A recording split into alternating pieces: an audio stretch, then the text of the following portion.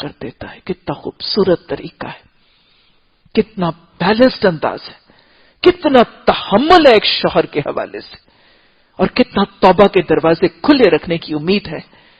یہ ہے میرا اور آپ کا دین. اللہ کی دین اس حسن سے لوگوں تک پہنچانے کی ہمیں توفیق عطا فرما دے.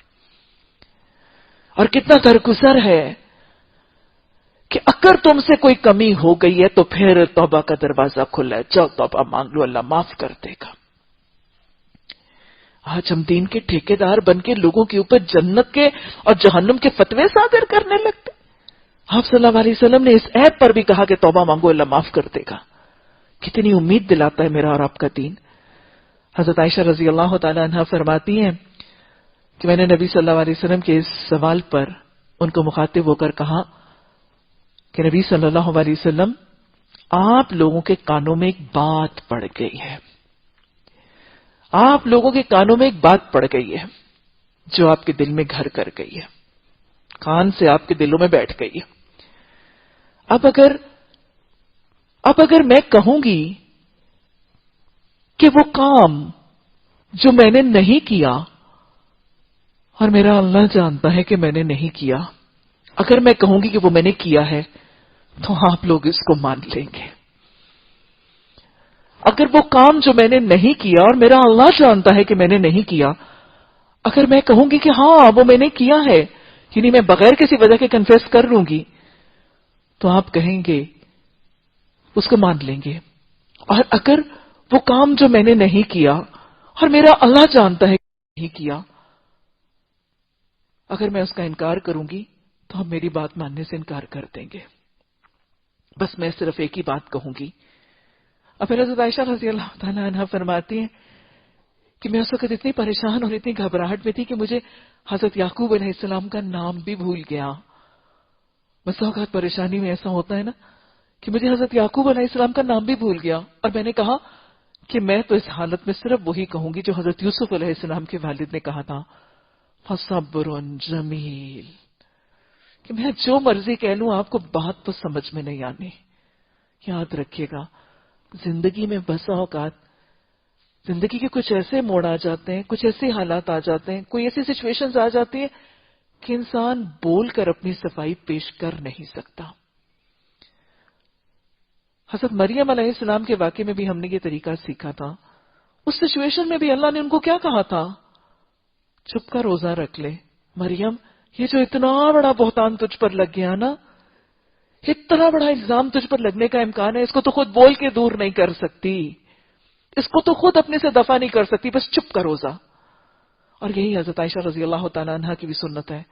بس اوقات اتنے بڑے الزام، اتنا بڑا کرائسس، اتنی بڑی سچویشن کراپ اپ کر جاتی ہے، ہم ہزار کوشش کریں، ہم ہزار بولیں، ہم ہزار صفائیاں دیں، سچویشن کو کلیئر نہیں کر سکتے. ایسے حالات میں طریقہ کیا ہے؟ خاموشی. خاموشی. ایسے سچے خاموش رہنے والے، صبر کرنے والے کے لیے کیا ہوتا ہے؟ ان اللہ مع الصابرین، اللہ گواہی دیتا ہے، اللہ خود ہی رستے بنا دیتا ہے. بہرحال حضرت عائشہ نے کہا کہ میں تو وہی کہوں گی جو حضرت یوسف علیہ السلام کے والد نے کہا تھا، فصبر جمیل. اب کہتی ہیں کہ یہ ساری بات سن کے نبی صلی اللہ علیہ وسلم ایک طرف بیٹھ گئے، اور ایک دم سے ہم نے دیکھا کہ آپ صلی اللہ علیہ وسلم پر وحی کی کیفیت طاری ہو گئی. کہتی ہیں کہ آپ صلی اللہ علیہ وسلم کی وحی کی یہ کیفیت دیکھ کر میرے والدین کا حال کوئی دیکھتا کہ ظاہر پتا تھا کہ اب حقیقت کھلنے والی ہے. ایک باپ کے سامنے بیٹی کی حقیقت، اور باپ کون ہے اور بیٹی کون ہے اور گھر کس کے میں ہے. کہیں میری بیٹی اس گھر سے محروم نہ ہو جائے. کتنی خواہش ہوگی. ماں کا کیا حال ہے، باپ کا کیا حال ہے. حضرت عائشہ فرماتی ہیں کہ ان دونوں کا حال یہ تھا کہ ان کا رنگ زرد تھا، اور ان کے جسم کا اگر کوئی حصہ کاٹا بھی جاتا نا تو خون کا ایک قطرہ نہ نکلتا.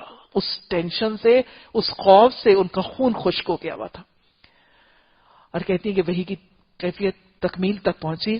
آپ صلی اللہ علیہ وسلم اٹھے اور آپ صلی اللہ علیہ وسلم نے مجھے یہ آیات 11 سے لے کے یہ 21 نمبر کی آیات مجھے سنائی، اور مجھے سنا کر کہا کہ عائشہ مبارک ہو، اللہ سبحانہ تعالیٰ نے تمہاری برات نازل فرما دی. حضرت عائشہ فرماتی ہیں کہ مجھے اپنی سچائی پر یقین تو تھا،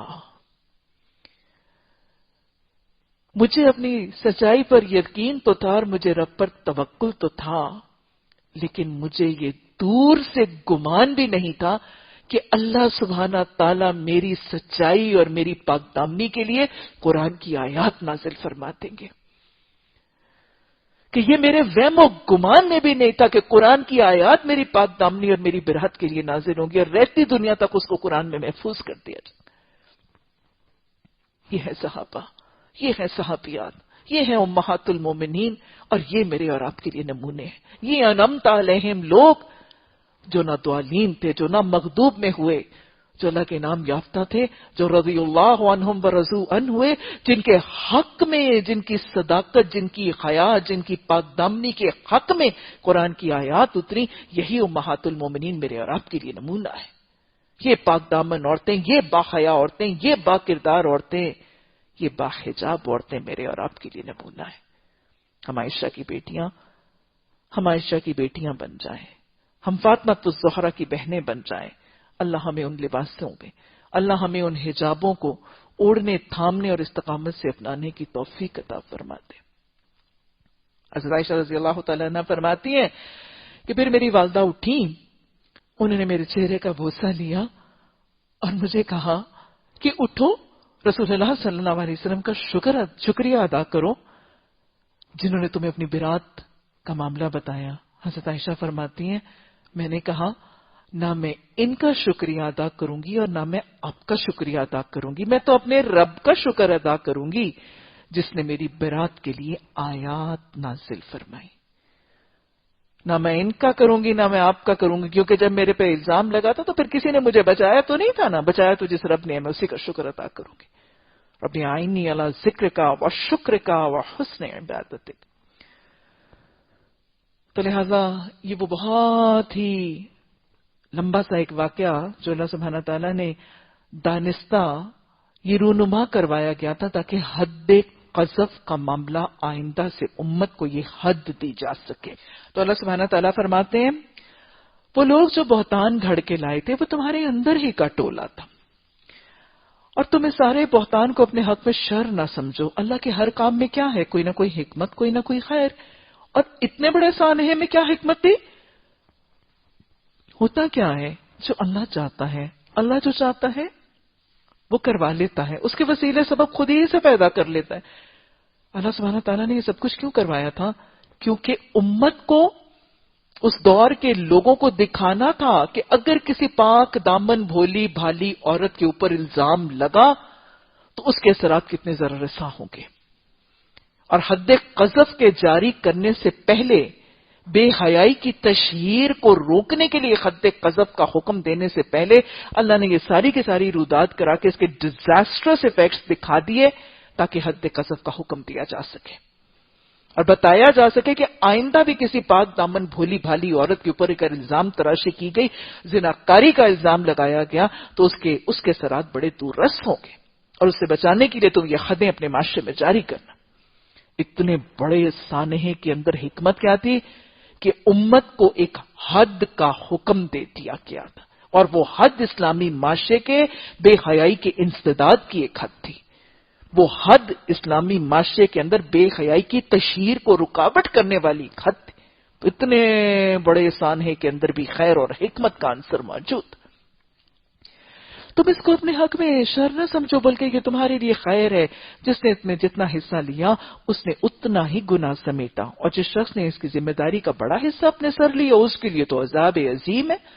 کن لوگوں نے اس میں حصہ لیا؟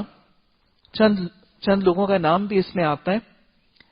عبداللہ بن ابی تو سردار تھا منافقوں کا، اس نے تو بڑھ چڑھ کے ساری سرگرمی کی ہی اس نے تھی۔ زید بن رفاع بن ید یہ یہودی منافق کا ایک بیٹا تھا۔ مستہ بن اساسہ جو حضرت عائشہ رضی اللہ تعالی عنہا کی رشتے کی خالہ کا بیٹا۔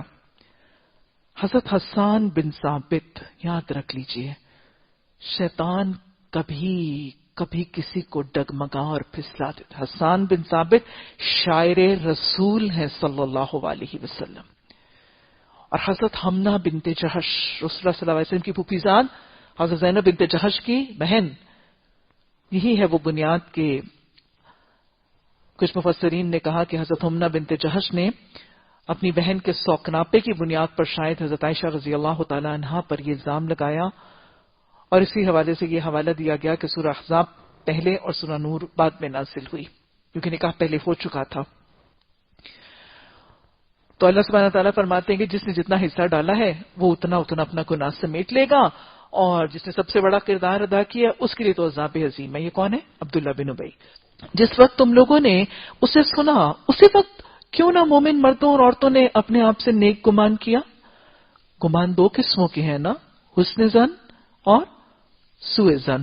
حسن ظن کیا ہے؟ اچھا گمان کرنا۔ جیسے حضرت عائشہ رضی اللہ تعالیٰ عنہا نے قافلہ جب نکل گیا تھا، پیچھے اکیلی رہ گئی تھی، کسی کے بارے میں کوئی بدگمانی نہیں کی تھی، بلکہ الٹا جسٹیفائی کر رہی تھی، اچھا ان کو پتہ ہی اس لیے نہیں چلا کہ میں ہلکی پھلکی ہوں، ہے نا۔ سوء ظن نہیں تھا، حسن ظن تھا۔ حسن ظن تھا تو زندگی میں کیا آیا تھا؟ سکون، اطمینان، کوئی انریسٹ نہیں، کوئی انکمفرٹیبل سچویشن نہیں، ریلیکس، کنٹینٹڈ، پرسکون، مطمئن، ہے نا۔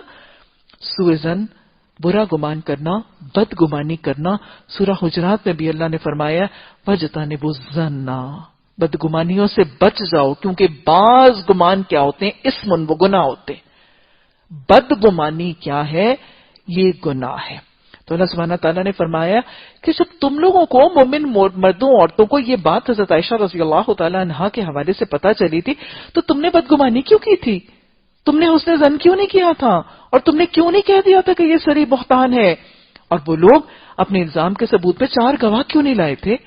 یعنی اگر الزام لگایا تھا تو 4 گواہ لانے ضروری تھے۔ اب کہ وہ گواہ نہیں لائے، اب کہ وہ گواہ نہیں لائے ہیں، اللہ کے نزدیک وہی جھوٹے ہیں۔ اگر تم لوگوں پر دنیا اور آخرت میں اللہ کا فضل اور کرم نہ ہوتا تو جن باتوں میں تم پڑ گئے تھے ان کی پاداش میں بڑا عذاب تمہیں آ لیتا۔ ذرا غور تو کرو، اس وقت تم کیسے سخت غلطی کر رہے تھے، جبکہ تمہاری ایک زبان سے دوسری زبان اس جھوٹ کو لیے جا رہی تھی، اور تم اپنے منہ سے وہ کچھ کہے جا رہے تھے جس کے بارے میں تمہیں کوئی علم ہی نہیں تھا۔ تم اسے معمولی بات سمجھ رہے تھے، حالانکہ اللہ کے نزدیک یہ بہت بڑی بات تھی۔ اللہ سبحانہ تعالیٰ نے یہ واقعہ رونما ہوا، اور اس کے بعد اللہ سبحانہ تعالیٰ نے مدینہ کے لوگوں کو جنہوں نے افواہ اور اس سنی سنائی بات کو لے کر ایک جھوٹا واقعہ اور بہتان کا طریقہ اختیار کیا، ان سب کے سب کو جھنجھوڑ کے رکھ دیا۔ یہ سنی سنائی بات، حدیث کیا ہے؟ آپ نے فرمایا کسی شخص کے جھوٹا ہونے کے لیے کافی ہے، کسی شخص کے جھوٹا ہونے کے لیے کافی ہے کہ وہ ہر سنی سنائی بات پر اعتبار کر لیتا ہے۔ جو سنتا ہے بغیر تصدیق کے، بغیر تحقیق کے، اس کو تحقیق نہیں کرتا، اس کی تصدیق کرنے کی کوشش نہیں کرتا، اس کو ویریفائی کرنے کی، اس کو کاؤنٹر چیک کرنے کی کوشش نہیں کرتا۔ اچھا سہیلی بتا رہی ہے نا، ایسا ہی ہوا ہوگا، کیوں ہوا ہوگا؟ اور ویسے بھی جب پتا چلتا ہے تو اس کی تشہیر کرنا۔ 2 باتیں ہیں، ایک تو سنی سنائی پر اعتبار نہیں کرنا، بغیر تحقیق بغیر تصدیق کے سنی سنائی پر اعتبار نہیں کرنا۔ اعتبار کرنے کے لیے دلیل ضروری ہے، اور دلیل ہوگی گواہی کے ساتھ، سچی گواہی کے ساتھ۔ اور جب کوئی بات سچی صحیح گواہی پروف کے ساتھ آ بھی جائے تو پھر کیا کرنا ہے؟ کسی کے عیب کے تجسس میں نہیں جاننا، عیبوں پر پردہ ڈالنا ہے۔ لیکن اگر وہ فتنہ، اگر وہ ایلیمنٹ اتنا نقصان دہ ہو کہ ضرر اور نقصان کا امکان ہو تو پھر کیا کرنا ہے؟ اس کی تشہیر نہیں کرنی، اس کی اشتہار بازی نہیں کرنی، اس کی افواہ رسانی نہیں کرنی۔ کیا کرنا ہے؟ اس کو ذمہ داران تک پہنچا دینا ہے۔ اللہ سبحانہ تعالیٰ ہمیں سارے ہی آداب اور کوڈ آف ایتھکس سکھا دیتے ہیں۔ تو اللہ سبحانہ تعالیٰ نے فرمایا کہ یہ معاملہ جب تم تک پہنچا تھا تو تم نے اس کو ٹاک آف دا ٹاؤن کیوں بنا لیا تھا؟ سب زبانوں کے اندر یہ داستان کیوں نہیں آئی تھی؟ تم نے اس کو اچھا گمان کیوں نہیں کیا تھا؟ اور اچھا گمان کس کس نے کیا تھا؟ حضرت اسامہ بن زید سے جو پوچھا گیا تو انہوں نے کیا کہا تھا؟ میں نے ان میں بھلائی کے علاوہ کچھ نہیں پایا۔ حضرت علی نے بھی گواہی دی، اور پھر اس لونڈی نے گواہی دی، تو وہ لونڈی ان منافقوں سے بہتر ہو گئی نا جس نے بدگمانی نہیں کی تھی اور جس نے حسن ظن کیا تھا۔ اور پھر ہمیں وہ واقعہ بھی ملتا ہے نا، نبی صلی اللہ علیہ وسلم کے صحابہ حضرت ابو ایوب انصاری اور ام ایوب انصاریہ، یہ کون ہے؟ میزبان رسول صلی اللہ علیہ وسلم ہے، جن کے دل تنگی سے بچتے ہیں نا وہی لوگ فلاح پاتے ہیں۔ وَمَن يُوقَ شُحَّ نَفْسِهِ فَأُولَٰئِكَ هُمُ الْمُفْلِحُونَ۔ یہ دونوں وہ ہیں جنہوں نے نبی صلی اللہ علیہ وسلم کی میزبانی کی تھی نا، دل تنگ نہیں تھے، اور یہ دل کی تنگیاں جب دور ہوتی ہیں تو دل صاف بھی ہو جاتے ہیں. کھلے دل اصل میں صاف ستھرے دل ہوتے ہیں نا. کھلے دلوں میں اللہ کی محبت کی جگہ بھی ہوتی ہے. حضرت ام ایوب انصاریہ کو جب یہ اڑتی اڑتی گاسپ اور یہ ٹاک آف دا ٹاؤن حضرت ام ایوب انصاریہ تک پہنچی تھی کہ ایسے ایسے حضرت عائشہ رضی اللہ تعالی عنہا اور حضرت صفوان بن معطل پر الزام لگایا جا رہا ہے، تو حضرت ام ایوب انصاریہ نے آ کے اپنے شوہر حضرت ابو ایوب انصاری سے بات کی تھی کہ میں نے یہ بات سنی ہے. تو حضرت ابو ایوب انصاری نے اچھا گمان کیا تھا اور اپنی بیوی کو بڑی اچھی تربیت کی تھی. یہ ہوتے ہیں دین کے مددگار ازواج کے، اگر ایک پھسل جائے تو دوسرا سپورٹ کر دیتا ہے. حضرت ابو ایوب انصاری نے فوراً اپنی بیوی سے جواب میں سوال پوچھا تھا کہ دیکھ، اگر تو حضرت عائشہ رضی اللہ تعالی عنہا کہ اگر تو ان کی جگہ ہوتی تو کیا تو ایسے عمل کا ارتکاب کرتی؟ کیا تو ایسے کام کو کرنے کا سوچتی بھی؟ انہوں نے کہا کہ نہیں. تو پھر فوراً حضرت ابو ایوب انصاری نے فرمایا کہ حضرت عائشہ رضی اللہ تعالی عنہا تجھ سے 1000 درجے بہتر ہیں. اب اس ساتھ ہی انہوں نے یہ بھی کہا کہ دیکھو اگر میں صفوان بن معطل کی جگہ ہوتا تو میں بھی کبھی ایسا کام نہ کرتا، اور حالانکہ صفوان بن معطل مجھ سے 1000 درجے بہتر ہے. تو ان کو ان کے گھر میں خبر ملی تھی تو انہوں نے بدگمانی نہیں کی تھی، انہوں نے ان دونوں کی پاک دامنی کے لیے ان کی برات کا اظہار کر کے اپنے دلوں کو صاف کر لیا. تو اللہ نے یہی کہا کہ تم نے جب اڑتی اڑتی خبر سنی تھی تو تمہاری زبانیں بغیر تحقیق بغیر تصدیق اس کو کیوں لے کر نکلی تھی، اور تم نے اس سارے جھوٹے واقعے کو تقویت دینے کے لیے اپنی زبانوں کو اس کا معاون مددگار کیوں بنا دیا تھا. اللہ سبحانہ تعالیٰ نے برائی کی تشہیر کی نفی کی ہے، اور برائی کی تشہیر کے ضرر رساں اثرات کیسے مرتب ہو سکتے ہیں اس واقعے سے ظاہر کر دیا. اللہ نے فرمایا کہ یہ اللہ کے نزدیک بہت بڑی بات تھی. کتنی بڑی بات ہے کسی پر الزام لگانا. حدیث میں آتا ہے نا، آپ نے فرمایا، بخاری کی حدیث ہے، آپ نے فرمایا موبقات، واو با قوف، پتہ کا مطلب ہلاک ہونا. موبقات ہلاک کرنے والے گناہ. آپ نے فرمایا موبقات 7 بڑے بڑے گناہوں سے بچو. ان موبقات میں کیا ہے؟ کہیں جادو ہے، کہیں شرک ہے، کہیں میدان جنگ سے منہ پھیر کے بھاگنا ہے. لیکن ان 7 بڑے ہلاک ہونے والے گناہوں میں سے ایک گناہ کیا ہے؟ پاک دامن بھولی بھالی عورتوں پر الزام لگانا. 7 بڑے بڑے ہلاکت والے گناہ موبقات، ان میں ایک ہے پاک دامن بھولی بھالی عورتوں پر الزام لگانا. اور حدیث کے الفاظ ہیں کہ وہ شخص جو کسی پاک دامن کسی بھولی بھالی عورت پر بدکاری زناکاری کا الزام لگاتا ہے، اس کی 100 سال کی عبادت ضائع ہو جاتی. ہماری اخباریں ان سکینڈلز، ان قصوں سے بھری پڑی ہیں، بے بنیاد باتوں سے بسا اوقات بھری پڑی ہے، اور بریائی اور بے حیائی کی تشہیر اسی طرح ہمارے معاشرے میں طول پکڑتی چلی جاتی ہے. تو آپ نے فرمایا کہ تم اسے معمولی بات سمجھ رہے تھے، حالانکہ اللہ کے نزدیک یہ بہت بڑی بات. کیوں نہ تم نے اسے سنتے ہی کہہ دیا، ہمیں ایسی بات زبان سے نکالنا زیب نہیں دیتا. سبحان اللہ، یہ تو بہتان عظیم ہے. اللہ تمہیں نصیحت کرتا ہے آئندہ کبھی ایسی حرکت نہ کرنا.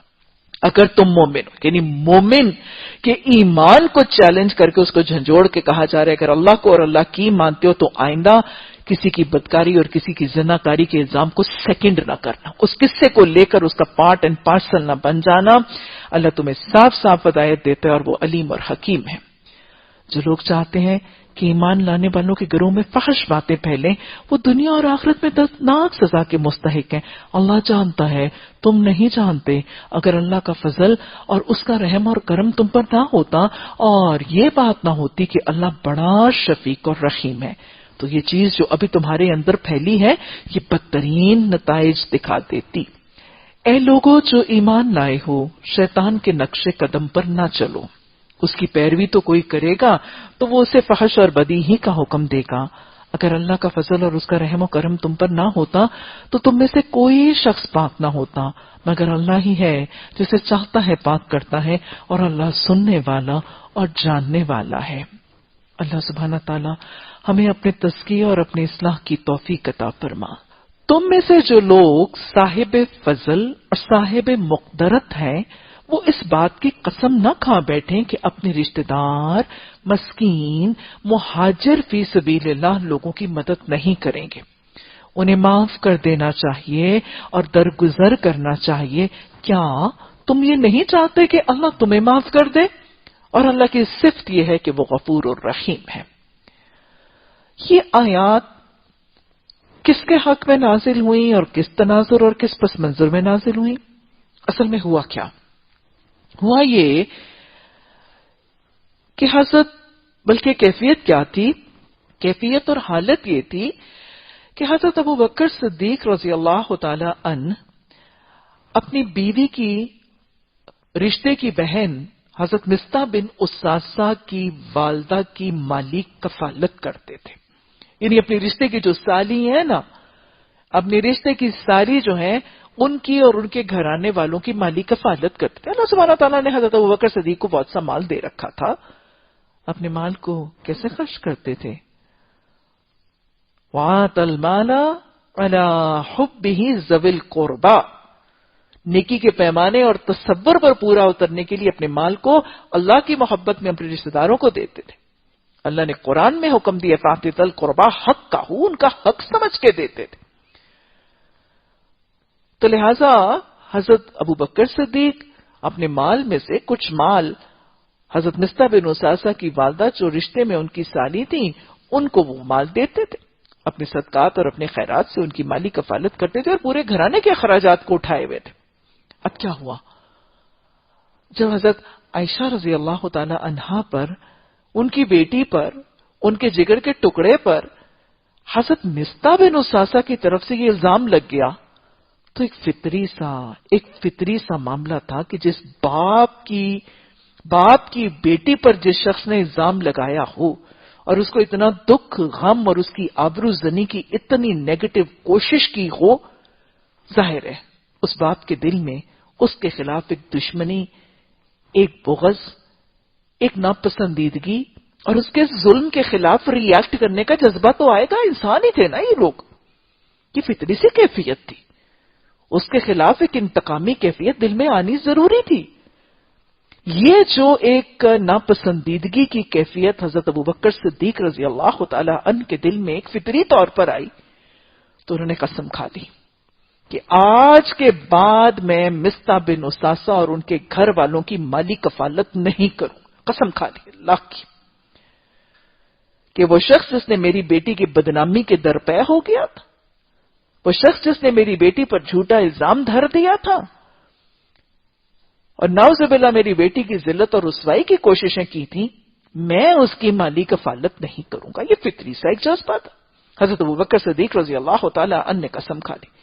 اب جب آپ نے قسم کھا لی تو یہ قرآن کی آیت نازل ہو گئی کہ تم میں سے جو لوگ صاحب فضل ہیں، جن کو میں نے اپنے فضل سے مال دے رکھا ہے، جو صاحب مقتدر ہیں، وہ اتنی قدرت رکھتے ہیں کہ اپنے وہ غریب مسکین رشتہ داروں کے اوپر خرچ کریں، تو انہیں خرچ نہ کرنے کی قسمیں نہیں کھانی چاہیے، بلکہ ان کو معاف کر دینا چاہیے اور ان پر خرچ کرنا چاہیے۔ کیا تم نہیں چاہتے کہ اللہ تمہیں معاف کر دے؟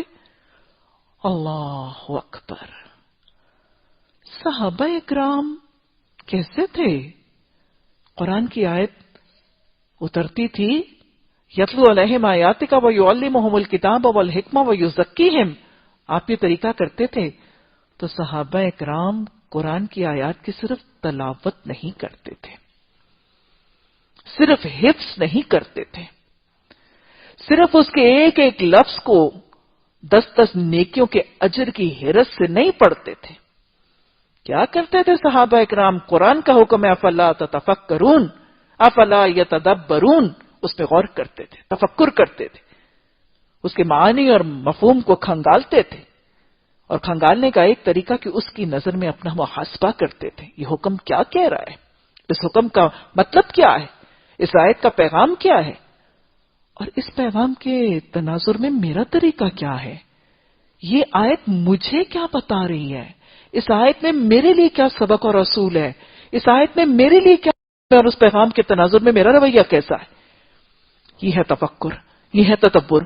قرآن کو پڑھ کے صرف لذت بیان کے لیے سننا، جھومنے کے لیے پڑھنا، یا تلاوت کے لذت کے لیے سننا، یا محض اس کے ایک ایک حرف پر 10 نیکیوں کے لیے پڑھنا یا برکت کے لیے پڑھنا،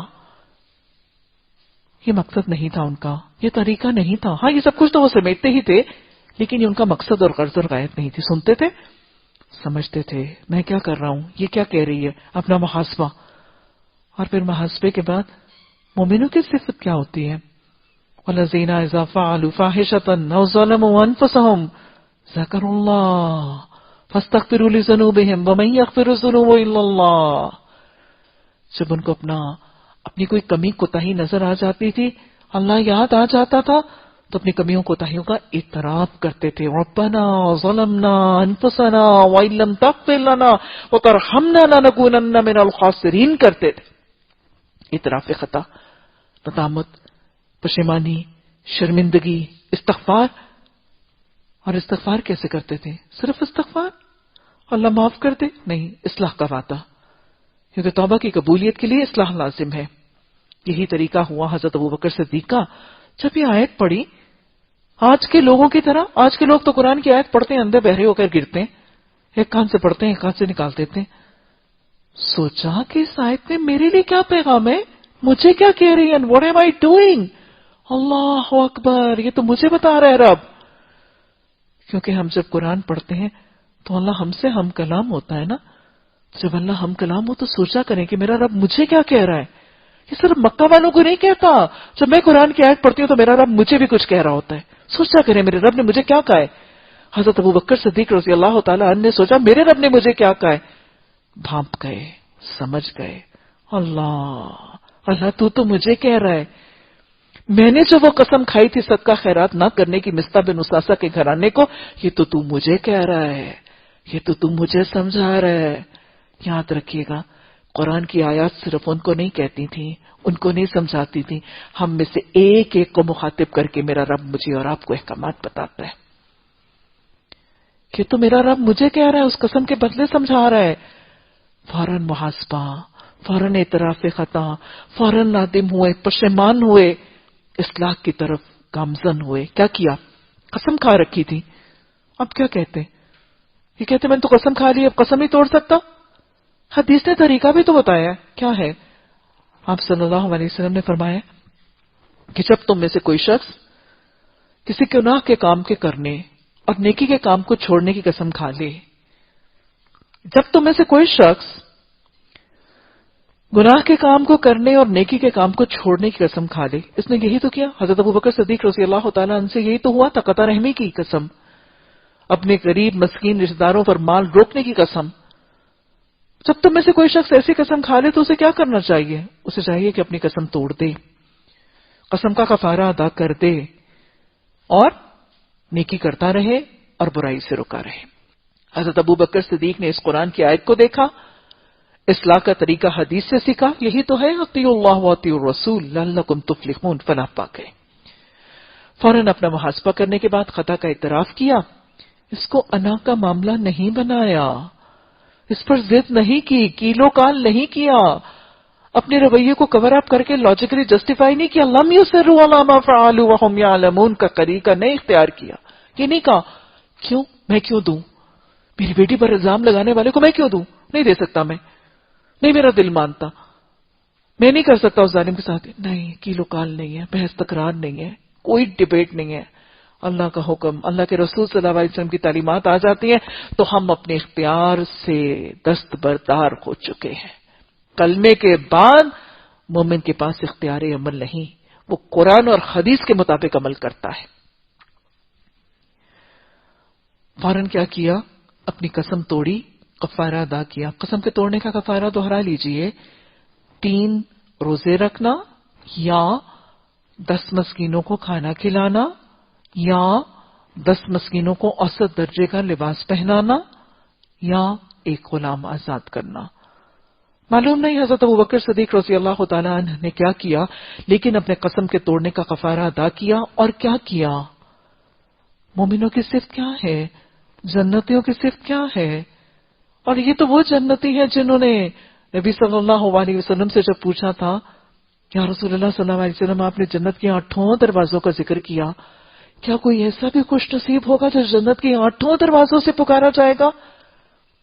آپ صلی اللہ علیہ وسلم نے حضرت ابوبکر صدیق رضی اللہ تعالیٰ عنہ کو مخاطب کر کے فرمایا تھا، تمہارے علم حدیث کا حرص دیکھ کر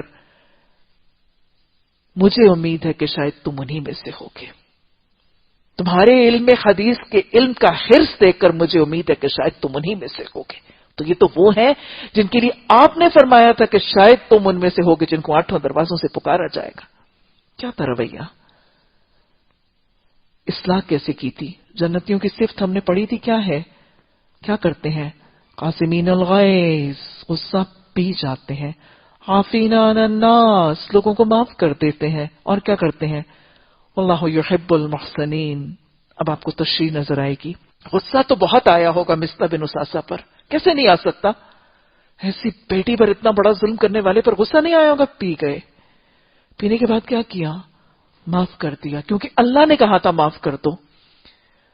اور ویسے بھی معاف کرنے کے لیے اللہ نے کہا تھا کیا تم نہیں چاہتے کہ اللہ تمہیں معاف کرے؟ یہ لوگ اس لیول پر اتنے عمل کرنے کے باوجود چاہتے تھے کہ اللہ ہمیں معاف کر دے. اتنی نیکیوں کے باوجود اللہ کی بخشش کے طلبگار تھے. اور وہ بھی یاد رکھیے کہ جو کسی کے عیب پر پردہ ڈالتا ہے اللہ اس کے عیب پر پردہ ڈالتا ہے. جو کسی کو معاف کرتا ہے اللہ اس کو معاف کرتا ہے. چاہتے ہیں کہ اللہ عیبوں پر پردہ ڈالے؟ اللہ سبحانہ تعالیٰ تو نے دنیا میں اتنی عزتیں دی ہیں، تو نے دنیا میں اتنی عزتیں دی ہیں اور اتنی ذلتوں سے بچایا ہے. اللہ تو نے ہمارے اتنے عیبوں پر پردہ ڈالا ہے. اللہ سبحانہ تعالیٰ قیامت کے دن بھی ہمارے عیبوں پر پردہ ہی ڈال دینا. اللہ قیامت کے دن ہمارے تمام عیبوں پر پردہ ڈال دینا. اللہ اپنا حساب آسان لینا. یا ارحم الراحمین، اس دن کی ذلتوں اور رسوائیوں سے بچا لینا. اللہ جو یہاں عزتیں دی ہیں اللہ وہاں کی ذلتوں سے اور خواری سے بچا لینا. اللہ یہاں جو امن دیا اللہ وہاں امن عطا فرما دینا. اللہ یہاں جو خوف سے بچایا اللہ وہاں کے خوف سے بچا لینا. اللہ سبحانہ تعالیٰ ہمیں بھی لوگوں کے عیبوں پر پردہ ڈالنے کا ظرف عطا فرما دے. چاہتے ہیں کہ آپ کے عیبوں پر پردہ ڈالا جائے تو لوگوں کے عیبوں پر پردہ ڈالنا سیکھ لیجیے. اور چاہتے ہیں، کیا خیال ہے، چاہتے ہیں کہ معاف کیے جائیں؟ کتنے گناہ ہیں، کتنے کثیر ہیں. چاہتے ہیں کہ معاف کیے جائیں تو لوگوں کو معاف کرنا سیکھ لیجیے. یاد رکھیے، میں اور آپ اگر اللہ کا بندہ اللہ کی نافرمانی کرتا ہے، اتنے بڑے رب کی نافرمانی کرنے والے کو وہ اتنا بڑا رب معاف کر دیتا ہے. تو انسان کے خلاف کیا کرتا ہے؟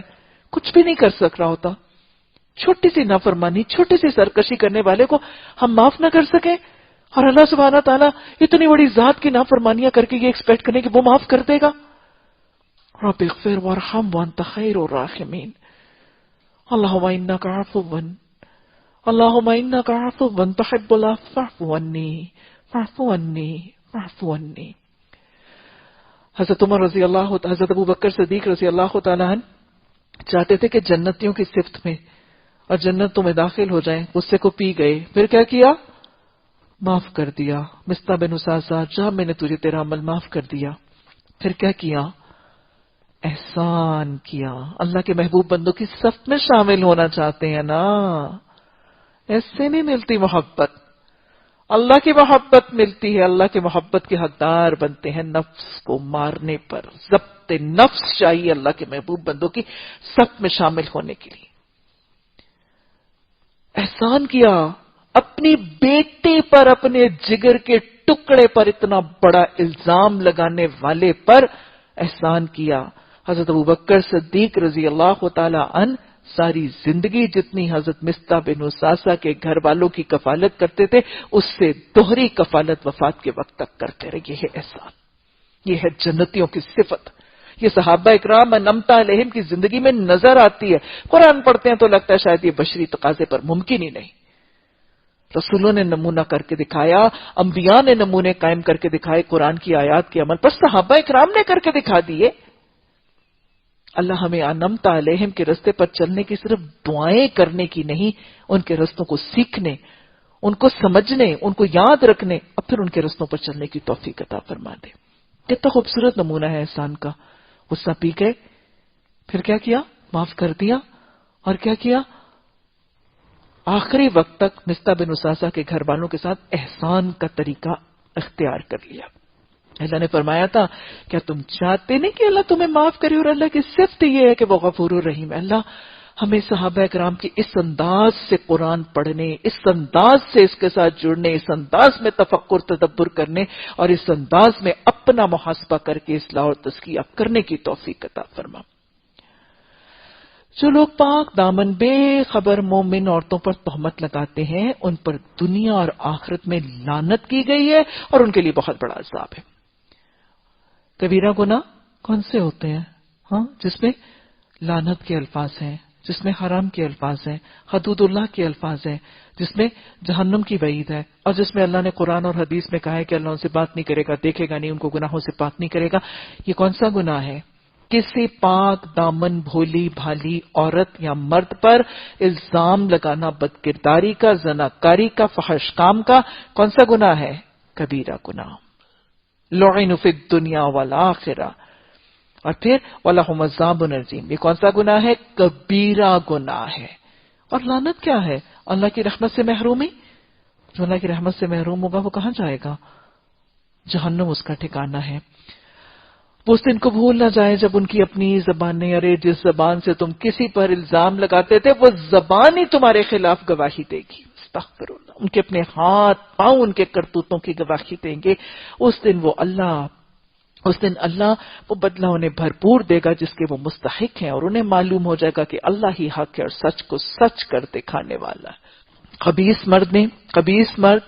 عورتیں خبیث مردوں کے لیے، اور خبیث مرد خبیث عورتوں کے لیے، پاکیزہ عورتیں پاکیزہ مردوں کے لیے، اور پاکیزہ مرد پاکیزہ عورتوں کے لیے۔ ان کا دامن پاک ہے۔ ان باتوں سے جو بنانے والے بناتے ہیں ان کے لیے مغفرت ہے اور رزق کریم ہے۔ اللہ نے کل بھی نکاح کا پیمانہ اور معیار بتایا تھا زانیوں کے لیے، کہ جو زانی ہے اس کا نکاح کس کے ساتھ کرنا؟